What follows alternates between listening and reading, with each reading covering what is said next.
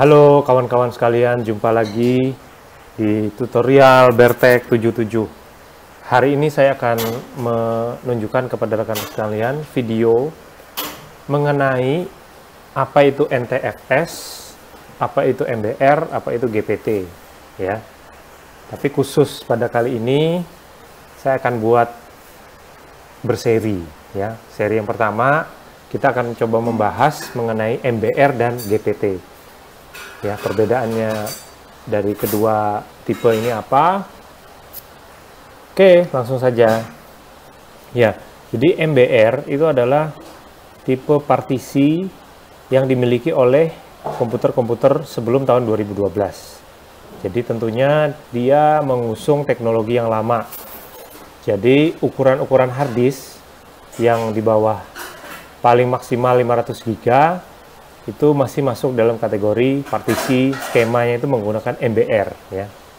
Nah, bagaimana dengan GPT? Kalau GPT ini adalah teknologi terbaru, ya kawan-kawan. Jadi GPT ini teknologi yang diusung setelah tahun 2013 sampai saat ini. Jadi semua rata-rata hard disk yang sekarang menjalankan sistem operasi itu menggunakan teknologi GPT. Oke, apa manfaatnya kita mengetahui MBR dan GPT? Sangat penting kawan-kawan. Terus khusus ketika kita akan melakukan instalasi, ya, kita harus terlebih dahulu menentukan partisi skema kita itu apakah MBR atau GPT. Nah, cara kita untuk mengetahui, ya, hard disk kita ini apakah kategori MBR atau GPT itu bisa kita lihat dengan dua cara, ya. Yang pertama itu kita bisa masuk ke disk management, ya. Kita ketikkan di sini disk mgmt.msc, ya. Coba di sini.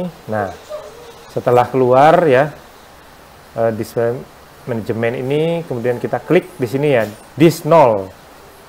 Kita klik property, kita pilih yang volume.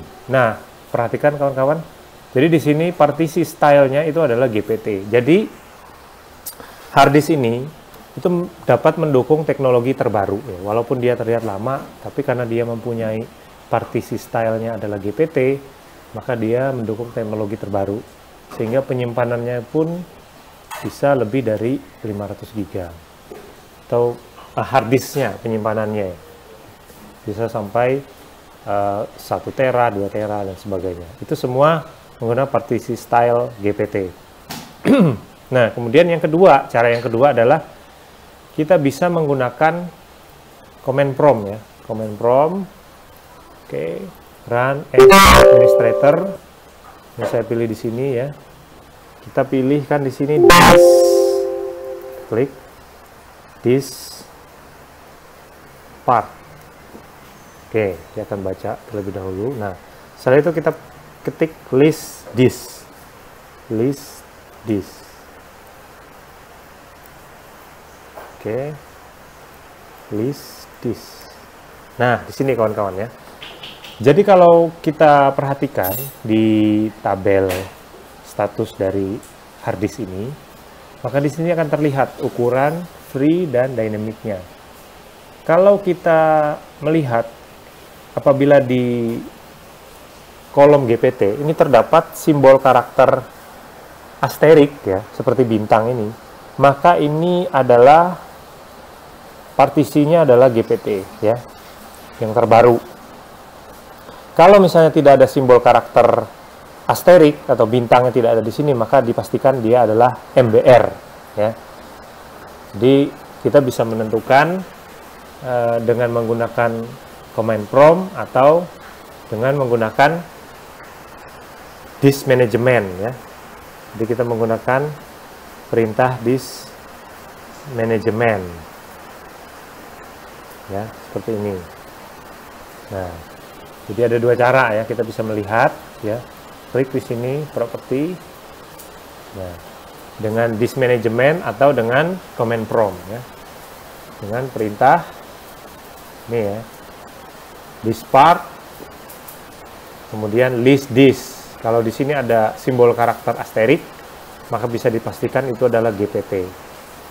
Nah, selanjutnya manfaatnya di sini adalah ketika kita akan melakukan penginstalan atau pemasangan sistem operasi ya. Baik itu Linux, kita juga bisa menggunakan karena tipe ini secara universal dipergunakan di berbagai sistem operasi ya. Tergantung dari sistem tipenya apa. Oke, kita bisa menggunakan aplikasi Rufus ya.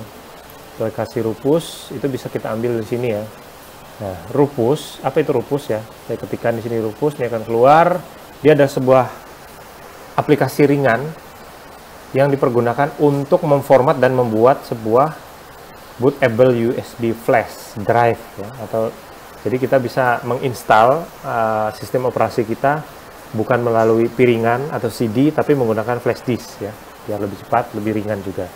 Oke, kemudian di sini saya masuk ke website Rufus dan saya telah menginstal ya. Aplikasinya tampilannya seperti ini ya kawan-kawan ya. Nah begini ya. Oke, tampilannya seperti ini. Nah, jadi ketika kita akan melakukan create bootable, kita harus memperhatikan terlebih dahulu ya. Hard disk yang kita miliki, yang akan kita install itu masuk kategori GPT ya atau MBR ya. Kalau misalnya dia masuk di kategori MBR setelah kita periksa dengan dua cara ini tadi, maka kita pilih di sini partisi skemanya adalah MBR. Tetapi kalau sebaliknya jenis partisi ya, tipe partisinya itu GPT, jangan kita paksakan menggunakan MBR. Memang bisa kita ciptakan selesai, tapi nanti pada saat kita melakukan instalasi maka akan terjadi kegagalan ya. Jadi volumenya itu tidak akan bisa dibaca. MBR tidak akan bisa membaca GPT, GPT pun tidak akan bisa membaca MBR. Nah, sebaiknya yang lebih benar adalah kita pilih di sini GPT ya. Jadi kalau misalnya kita pilih MBR, perhatikan di sini ya. Ini. Oke. Kita pilih di sini, maka file sistemnya otomatis akan berubah menjadi defaultnya ya, FAT32. Jadi GPT di sini simbol karakternya itu kita harus perhatikan betul-betul, sehingga nanti ketika kita selesai membuat sebuah bootable USB, maka kita gampang untuk melakukan penginstalan karena di awal kita sudah melakukan tahap yang benar. Oke kawan-kawan sekalian, demikian informasi seri yang pertama hari ini ya, terkait dengan manfaat GPT dan MBR untuk instalasi bootable.